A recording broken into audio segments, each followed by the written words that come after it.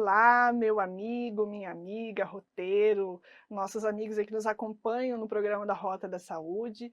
Meu nome é Narciane Bertolaccini, psicóloga e RH da Transportadora Garbuio, e estou aqui hoje para mais um podcast. Esse eu tenho certeza que vocês vão aí acompanhar com muita atenção, que é um assunto de interesse, eu acho que de 100% da nossa população, né, do nosso grupo aí.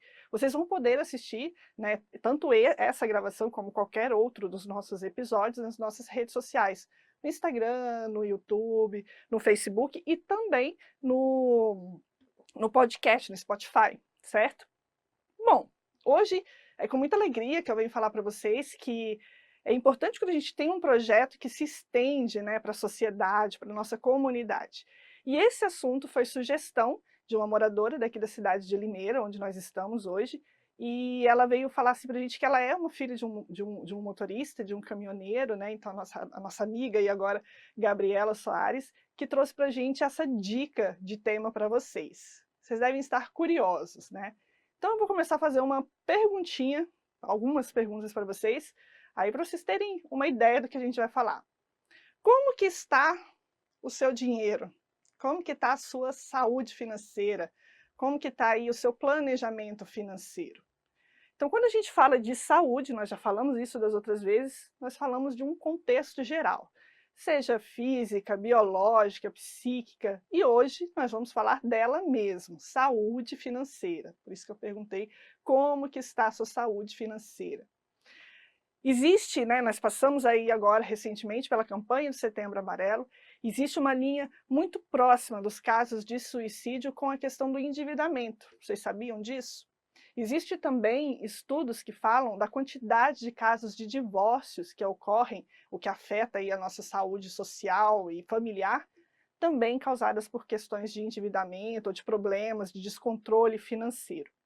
Então, para a gente poder refletir sobre como que a questão financeira impacta na nossa vida, impacta na nossa saúde e na nossa qualidade de vida, que hoje eu vou convidar uma pessoa muito especial, muito querida, que vai trazer para a gente algumas questões para a gente refletir sobre isso. A Andy de Santos, que é consultora financeira do Banco ABC, professora também, aí, especialista em finanças, e vai trazer para a gente algumas contribuições. Andy, muito obrigada pela sua participação, por ter aceito aí o nosso convite, né, com tanta disponibilidade e prontidão, assim, logo de cara, seja bem-vinda, né? As pessoas vão estranhar um pouquinho o formato, a Andy não está aqui, ela está em São Paulo, se eu não me engano, né? E como não pôde estar presencialmente, a gente vai fazer dessa forma para tornar mais dinâmico e poder trazer esse tema para todos vocês. Seja muito bem-vinda. Muito obrigada, Narciane, muito obrigada a todos vocês aí pelo convite, pela oportunidade.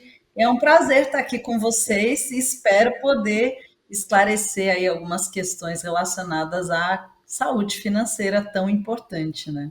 Ela é muito importante mesmo. Acho que nós vemos aí passando, né, que acompanha, eu acho que todo mundo, todo brasileiro tem acompanhado as questões aí de jornais, né, e sentido no bolso as questões econômicas. Eu acho que muitas pessoas não passaram por problemas de crises financeiras que tivemos no passado, né? E hoje está essa situação que está. Então, por isso que eu acho que é tão importante a gente trazer esse tema para eles. E eu gostaria que você começasse falando para a gente um pouquinho o que determina a saúde financeira. Quando a gente sabe, né, que tem a ver com dinheiro, com custo, gasto, mas o que determina uma saúde financeira para o pessoal começar a refletir sobre isso? Bacana. Eu acho que é importante trazer um aspecto que cada um consiga medir se está com saúde financeira ou não. Então, para você avaliar, eu trago aqui 4 fatores que são importantes você, enquanto ouve, vai pensando aí como é que está na sua vida. O primeiro é o seu fluxo de caixa. Então, para você ter uma boa saúde financeira, é importante que as suas saídas de dinheiro sejam menores do que as entradas de dinheiro. Então, se você recebe 5.000, você tem que estar gastando menos do que isso, tá? Para que você esteja com saldo positivo. E isso, para quem é caminhoneiro, aí para quem trabalha com prestação de serviço, principalmente, muitas vezes tem renda variável, então é preciso ficar muito atento com essa questão do fluxo de entradas e saídas, tá? Esse é o primeiro ponto. Então, avalie aí. Se tiver negativo, precisa repensar as despesas e as rendas para poder equalizar, né, equilibrar essa conta. O segundo é o quanto da sua renda está comprometido com dívidas, né, com parcelas, financiamentos, faturas de cartão. O correto, o ideal é que você tenha no total das suas dívidas somente até 30% comprometidas, né? A sua 30% no máximo da sua renda comprometida com dívidas. E todas as dívidas devem estar sendo pagas no valor integral e em dia. Então, qualquer atraso já vai mexer na sua saúde financeira. Planeta, Ou aquelas pagar, por coisas, exemplo, o né? mínimo da fatura do cartão. Ah, entendi. Exatamente. Tudo isso vai afetar a saúde financeira. O terceiro ponto são as reservas financeiras. O que você tem de reserva para o seu dia a dia, para os sustos, os imprevistos que podem acontecer? É um pneu que fura, não é verdade? Em casa, uma geladeira que quebra, um vazamento, um problema de saúde. Então, se você não tem nenhuma reserva para esses imprevistos, isso vai impactar na sua saúde financeira. E a outra reserva importante é a reserva da aposentadoria, né? Ninguém quer trabalhar para sempre. Então, é Uhum. importante ter um dinheiro guardado pensando no futuro, na sua tranquilidade futura. Ou você também está contribuindo com a previdência oficial ou com algum plano de previdência privada. E o quarto tópico que eu vejo que é muito importante é seguros, né? Você proteger as suas conquistas, a sua saúde, então ter um plano de saúde, você ter um seguro para sua casa, porque a casa é o maior bem, né, que geralmente a gente tem, e qualquer problema, se, né, sei lá, tiver um acidente, alguma inundação, um incêndio, algum acidente na casa ou roubo, você vai ficar desprotegido. Seguro do veículo, do caminhão, é lógico, e o seguro de vida é importante, porque se você, principalmente você que é arrimo de família, todo mundo depende de você. Se você faltar, como que fica a família? Então, são esses quatro tópicos: fluxo de caixa, sempre positivo, dívidas sob controle, pagando em dia, reserva para emergência e aposentadoria e seguros. Se você tem tudo isso, sua saúde financeira provavelmente está muito bem, obrigada. Se não, precisa olhar o que está faltando para poder reequilibrar essas finanças. Nossa, você falando, eu tô até imaginando aqui as pessoas falando: "Meu Deus, tô com preciso de um médico financeiro urgente", né, porque É muita isso gente aí. deve estar numa situação complicada e tem a ver até com a nossa próxima pergunta, né, que o cenário atual, eu acho que eu não sei se vocês possuem esse estudo, mas eu acredito que a taxa de endividamento tá absurda, né. Hoje em dia é difícil a pessoa que não tem uma dívida ativa, né, no cartão de crédito principalmente, num vermelho, no cheque especial, por exemplo, ou que já esteve por isso recentemente, né. Felizes aqueles que conseguiram se livrar dessa situação, mas assim, eu acho que, falando sério, bastante gente da nossa população está passando por isso. E com relação a isso, existe assim, quem já está nessa situação, né, existe algum exercício, alguma atividade, alguma tarefa de rotina ou de doutrina que a pessoa possa fazer para já começar a ver aí um pouco a luz no fim do túnel, sair um pouco dessa situação, porque é desesperadora de fato? Com certeza. Então, só esclarecendo, hoje a gente tem 7 em cada 10 brasileiros endividados, tá? E aproximadamente 4 em cada 10 estão com contas atrasadas, porque ter uma dívida em dia, você está endividado, mas não está inadimplente. né? São dois conceitos diferentes. Eu posso ter uma dívida, uma parcela, um financiamento, mas estou pagando em dia. Eu tenho dívida, estou endividado, mas não estou com atraso, né? A inadimplência que é o problema. Então, o que a gente pode fazer, né? Primeira coisa é ter clareza da sua capacidade de pagamento das dívidas. Então, digamos que você tem lá uma renda de R$ 5.000, fictícia, e você precisa de 4.000 para suas despesas essenciais. O que são despesas essenciais? Habitação, alimentação, transporte e saúde, tá? Então, se com 4.000 você consegue cobrir essas despesas, então te sobraria 1.000. Esses 1.000, qual que é a recomendação? Você mapear todas as dívidas que você tem, listar tudo que você tem de dívida e ver quais são as de juros mais altos. Por exemplo, você citou cartão de crédito, ou cheque especial, né? Aquele limite da conta que às vezes a gente estoura. Essas são as de juros mais altos. Então, essas você precisa atacar primeiro. Não adianta querer pagar todas as dívidas de uma vez. Então, você vai atacar essas de juros mais altos e vai fazer uma negociação com uma instituição financeira, um banco e tudo mais, fazendo o quê? Verificando se existe uma opção de empréstimo com juros mais baixos e parcelas fixas, né, para você trocar uma dívida cara por uma mais barata.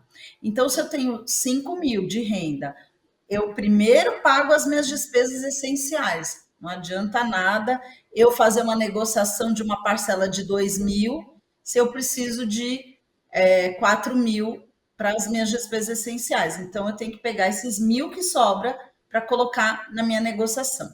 De preferência, não oferecer os 1.000, porque senão você vai estar comprometendo toda a sua renda pagando conta e dívida. Separa lá 600, R$ 700 e guarda os outros 300. Faz uma poupancinha mesmo que você tenha que pagar dívidas. E esses 700 ou 600 você oferece como valor de parcela.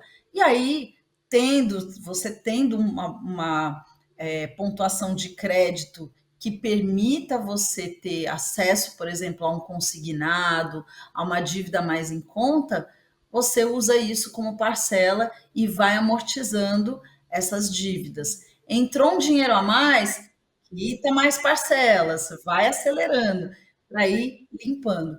E é importante ter em mente que isso não é um processo da noite para o dia. Vai levar um tempo, não vai ser assim, dormiu com dívida, acordou sem Mirella. dívida, mas você chega lá porque não existe dívida impagável, tá? É questão de disciplina, planejamento. Você vai ter que cortar uns outros gastos aí, que não são essenciais por um tempo, mas logo você volta a restabelecer de novo o equilíbrio. Entendi. Você falou de reserva, né? De uma reserva econômica. Uhum. Sempre quando a gente assiste vídeos, né, orientações, hoje em dia com acesso às redes sociais, TikTok, Instagram, tem bastante material sobre isso. Muitas pessoas nem ouviram falar, né, desse conceito de reserva econômica, alguns já ouviram, mas não fazem. O que é, afinal de contas, né? Assim, é uma poupança? Você falou poupança agora. Então, assim, a poupança é um tipo de reserva? Como que pode ser? O que é? Explica um pouquinho para a gente, para eles, quem está nos ouvindo, como que é essa reserva? Eu posso gastar? Não posso? Porque senão a pessoa vai guardando dinheiro, depois qualquer compra que queira fazer fútil pega a reserva, né? Então, fala um pouquinho para a gente sobre isso, por favor.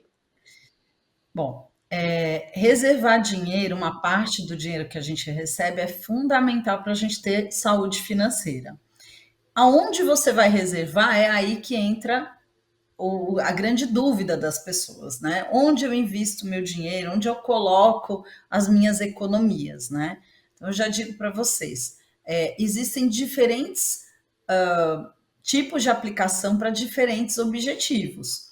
Então, por exemplo, se você quer fazer uma reserva para emergências, né, que são aqueles imprevistos, para você não ficar assim, desprotegido numa situação que você não espera, naqueles casos que a gente falou, da geladeira quebrada, do pneu furado e tudo, é importante você guardar essa parte do dinheiro numa aplicação que tenha liquidez. Liquidez é o que a gente chama de disponibilidade, é o dinheiro livre, disponível para você usar quando você quiser. A que as pessoas mais conhecem, mais têm facilidade de usar é a poupança, é uma reserva de liquidez. Porém, a poupança ela tem um rendimento muito baixo e existem outras modalidades de aplicação hoje em dia que permitem ter uma rentabilidade melhor com segurança. Então, por exemplo, existem contas digitais que rendem mais do que o CDI, ou seja, elas rendem mais do que a poupança e próximo aí ao Tesouro Selic.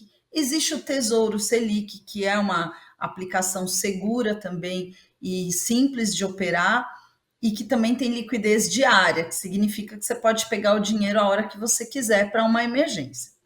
Só que muita gente pega todo o dinheiro e vai guardando nessa reserva de emergência. E aí, quando acontece uma situação, a pessoa vai e tira o dinheiro. Mas nem sempre é uma emergência. Às vezes ela vai fazer uma viagem, às vezes ela vai comprar um eletrodoméstico, uma televisão, e ela fica tirando daquele dinheiro. E aí aquele dinheiro nunca fica suficiente para as emergências mesmo. Então, o que eu recomendo? Que você tenha uma reserva para as emergências e comece uma outra reserva para esses desejos, esses sonhos que você quer realizar, né? Essas compras de fim de ano, ou enfim, que você deseja Carro, realizar. né? Uma coisinha. Carro, reforma na casa, comprar um eletrodoméstico e tudo mais. Por quê? Porque aí você não fica com a sensação de que o seu dinheiro nunca rende. Porque se todo mês você vai lá, coloca e depois você vai tirando, você nunca tem a sensação de dinheiro rendendo.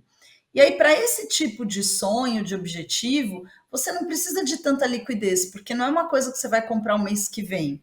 Né? Então, digamos que você está planejando uma viagem para daqui a 1 ou 2 anos, o dinheiro que você coloca para essa viagem pode ser um dinheiro que vai para uma aplicação que tem uma data de vencimento para você retirar.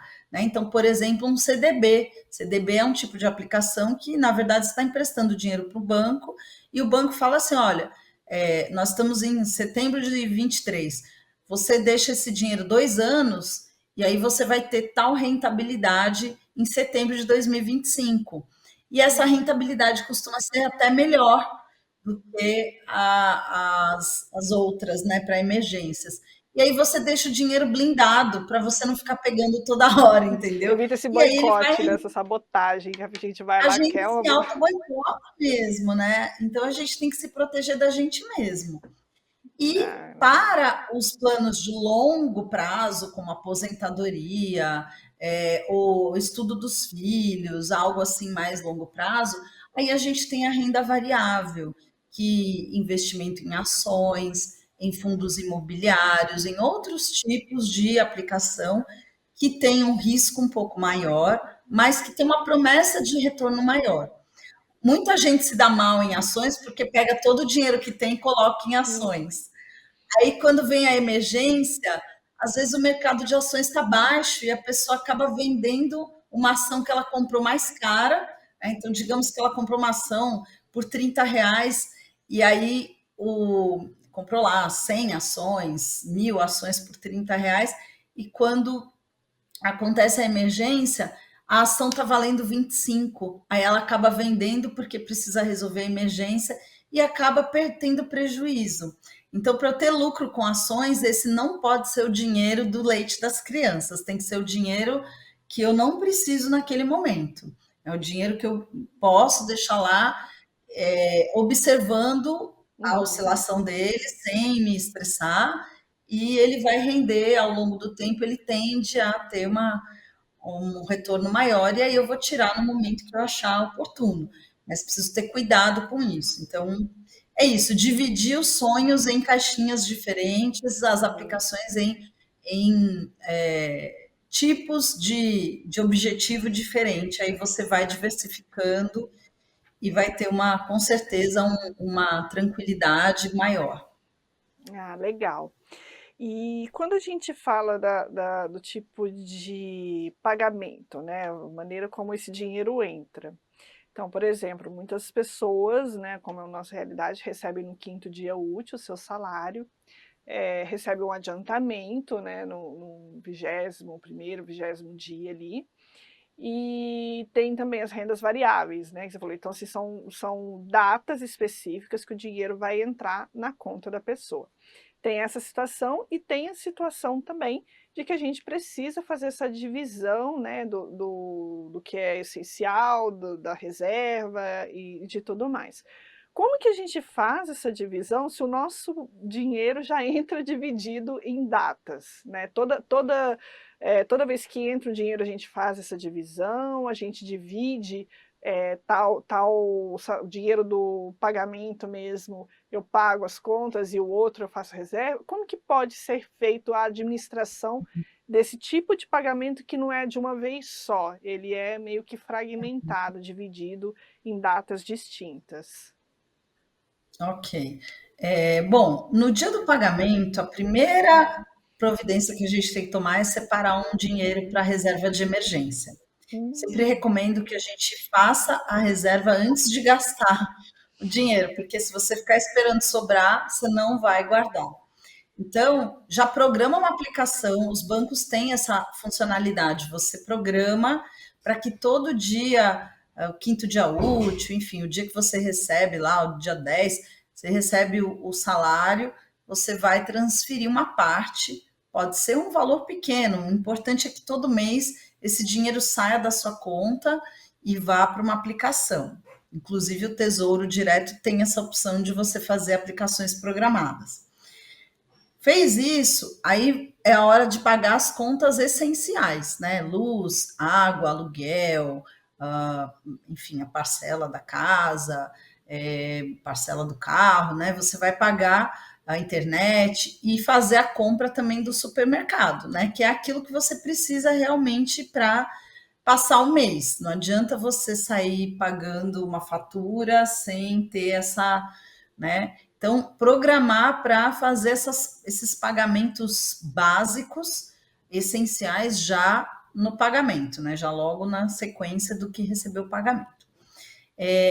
E aí, se você recebe, por exemplo, no dia 5 ou no quinto dia útil, e depois no 21º dia, no dia 21, agenda a fatura do cartão para cair lá para o dia 23 ou 25, né? Porque aí você sempre vai pagar o cartão no momento em que você está com algum recebimento, né? Algum dinheiro entrando. Às vezes a gente coloca qualquer data, né? Coloca lá para o dia 15, só que você vai receber no dia 20, e aí você já está apertado, e aí vem aquela fatura, e você fica perdido sem saber o que fazer, acaba entrando no cheque especial para pagar a fatura do cartão, aí você está acumulando duas dívidas, né? A do cartão e a do cheque especial. Então, essa é a recomendação, é você sempre aproximar, colocar uns dias depois a fatura do seu pagamento. E aí ter o controle, claro, para você não extrapolar o limite, né? É muito importante que o limite do cartão de crédito esteja dentro das possibilidades. O banco ele vai aumentar seu limite automaticamente. Você começa a fazer um gasto, o banco já vem, já aumenta sem você nem notar. Então, fica atento com isso e vai lá no aplicativo do banco e ajusta o limite para ele não ultrapassar o valor que você possa pagar todo mês. E aí você vai ter esse autocontrole, né? Que é super importante. Ah, interessante.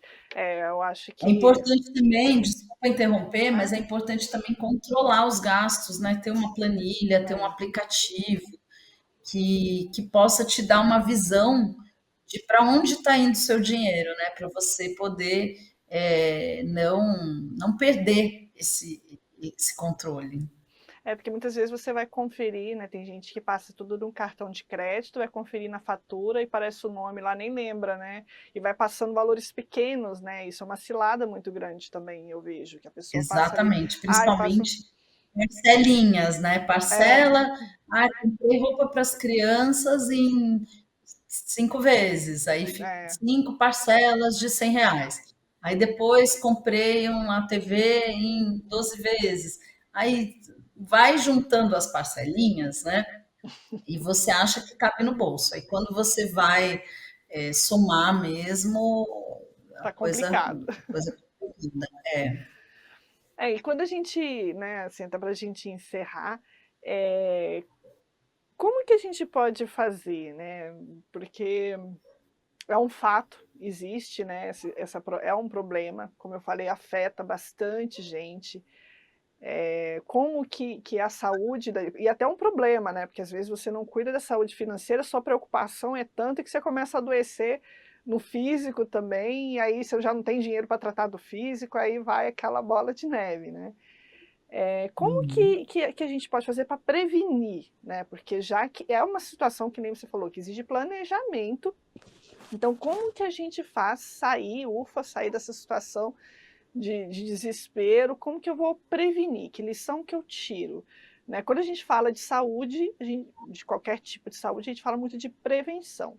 Qual é a melhor Uhum. estratégia de prevenção para a saúde financeira? Para você ter uma boa saúde financeira, uma tranquilidade. Além dessas dicas que você deu, o que é o, vamos dizer assim, um pulo Eu do costumo gato? dizer, desculpa, que deu uma travada para mim. Eu achei que você tinha terminado a sua frase Não, eu terminei, pode. e ela acabou. E agora que eu entendi a frase toda. Mas vamos lá. Eu costumo dizer o seguinte: a melhor maneira de você transformar um problema em dois é não ter reserva financeira. Então, digamos que você tem um problema, o pneu do caminhão furou, motor fundiu, sei lá. Se você tem reserva, você só tem um problema para resolver, que é consertar o caminhão. Se você não tem reserva, você já tem dois problemas automaticamente: consertar o caminhão e arrumar um jeito de pagar por aquela conta. Isso para qualquer problema, né? Qualquer imprevisto, qualquer situação, né?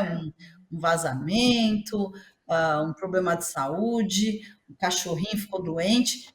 Todos os problemas eles se multiplicam por dois quando a gente não tem reserva. Então, a melhor estratégia de prevenção é fazer reserva, principalmente quando a gente está empregado, quando a gente está tendo renda, né? Porque é o momento em que você tem mais condição.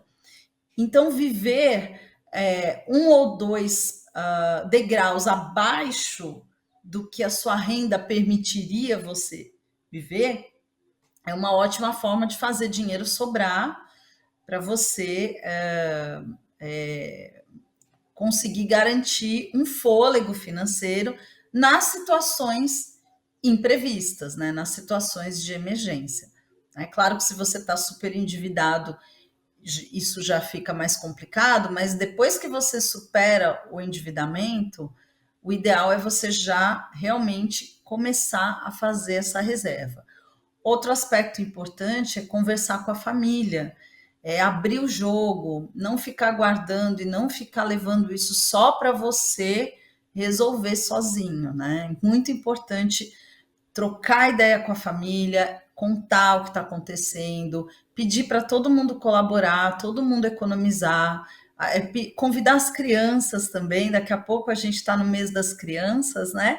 E a gente quer sempre é, dar o melhor, né? Tudo de bom para os nossos filhos, mas o mais importante é você ter um diálogo aberto, né? Ter uma conversa e chamar todo mundo para a mesa e falar assim, pessoal, vamos lá. Quais são os nossos sonhos, né? Ah, a gente quer viajar o ano que vem. Para onde a gente quer viajar? Ou a gente quer fazer uma área de lazer na nossa casa? O que a gente quer que tenha na área de lazer? Que viagem a gente quer fazer? Convida as crianças a sonhar junto. Legal, pessoal. Agora que a gente já criou nossos sonhos, o que a gente precisa fazer para chegar lá? Como é que a gente faz, por exemplo, para reduzir a nossa conta de luz? E pede para as crianças darem a sugestão, porque muitas vezes a gente fala assim, sai do banho, menino, né? A gente fica chateando as crianças, né, com esse tipo de coisa. Desliga esse computador, desliga essa televisão, para de jogar comida fora. Tudo que a gente está carregando aquele peso e a gente precisa que a criança colabore. Só que a forma como a gente faz isso muitas vezes não é muito legal. E quando a gente convida a criança para dar ideia e para sugerir uma ação, você vai ver, o seu próprio filho vai ser o seu fiscal da luz, né? Ah, então legal, Joãozinho. Então é para a gente economizar? Legal. Então você vai ser o fiscal. Se alguém demorar mais que 5 minutos no banho, você vai multar essa pessoa, tá bom? Vocês vão ver que vocês vão ter uma pessoa em casa assim, fiscalizando tudo. Então, o jeito como a gente aborda, traz a família junto para economizar e para todo mundo colaborar para os nossos sonhos, é uma ótima forma também de prevenir problemas financeiros e de acelerar as nossas conquistas. A conscientização, né, é muito importante, né, de todo mundo, a questão saber inclusive você falando de criança, né, a própria educação financeira, é interessante os pais já entenderem isso, e que isso que você está falando, é esse ensinamento, né, é passar para os mais jovens, questões de desperdício, de que eles fazem parte, não digo do problema, mas da solução, né. Então, assim, trazer Com esse certeza, junto é todo muito mundo legal. está junto. E assim, então é isso, né, então fica aí a dica para o pessoal, é um tema que a gente até passou do tempo, mas a gente poderia ficar aqui horas falando, tendo na verdade, a educação financeira é muito importante, né, para todo mundo. Eu vou só falar uma coisa, você me corrija se eu estiver errada, mas muitas vezes quando a gente fala em aplicação, em CDB, CDI, tesouro, as pessoas muita gente, assim, acha: "Ah, isso não é para mim, eu não tenho, né, não tenho muito estudo, não tenho conhecimento sobre isso", e não é só questão de se informar, hoje em dia tem instituições sérias, o próprio Banco ABC tem um trabalho bem bacana de treinamento, né, sobre isso, então, assim, é procurar mesmo informação que eu acho que tem muito do interesse da gente também, procurar saber, até para evitar cair em golpes e em ciladas, né. Então, assim, fica a dica para todo mundo procurar, né, cursos em plataformas ou em coisas para falar sobre educação financeira mesmo, para sair da dívida e depois começar a investir, ter um pouquinho mais de renda, fazer o dinheiro trabalhar para a gente, né, a gente parar de trabalhar um pouco para ter dinheiro e o dinheiro a favor da gente. Andy, muito obrigada, adorei. Vamos ver se a gente marca mais vezes, outros bate-papos, nem que seja para a gente falar inclusive sobre, né, investimentos também, aí dar uma mini palestra para o pessoal sobre isso, que eu acho que todo mundo vai curtir bastante, vai gostar bastante. E fica aqui o meu agradecimento em nome da transportadora Garbuio para todos vocês, né, que aí do banco que se disponibilizaram a participar com a gente e trazer essas informações que, como a própria Gabriela que sugeriu, né, é uma coisa que muitas vezes a gente não toca no assunto e afeta tanta gente. Então, muito obrigada de verdade, viu? Eu que agradeço, desejo aí a todos um caminho de prosperidade, né? Uma estrada, já que a gente está falando né, com nossos amigos aí que estão nas estradas, então uma estrada larga e sem nenhum obstáculo para que vocês conquistem aí uma prosperidade financeira, uma vida próspera e bastante saúde financeira para vocês e suas famílias. Um abraço e estamos à disposição para novas conversas, com certeza. Obrigada, obrigada, pessoal. Até a próxima.